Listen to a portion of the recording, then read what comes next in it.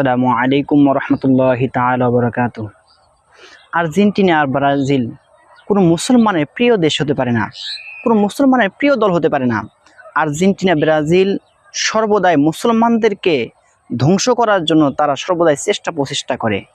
প্রিয় ভাইরা, আজকে দুঃখের সাথে বলতে হয়, একজন অটোওয়ালা চাচাকে দেখলাম, তিনি আল্লাহর নবীর সুন্নত দাড়ি, এই দাড়ির ভিতরে আর্জেন্টিনার পতাকার নমুনা দেখিয়েছে। দুঃখের সাথে বলতে হয়, আল্লাহ নবী সাল্লাল্লাহু আলাইহি ওয়াসাল্লাম হাদিস শরীফের মধ্যে বলেছেন, আল মারউ মাআ মান আহাব্বা, মানুষের হাসনাসু তার সাথে হবে যে যাকে মোহাব্বত করবে। আজকে আপনি আমি যদি ইহুদি খ্রিস্টানদেরকে অনুসরণ করি, তাদেরকে মোহাব্বত করি, তাহলে আপনার আমার হাসনাসন কিন্তু ইহুদি খ্রিস্টানদের সাথেই হবে। আমরা যদি আল্লাহকে মোহাব্বত করি, রাসূলকে মোহাব্বত করি, তাহলে আমাদের হাসনাসন নবী রাসূলদের সাথেই হবে।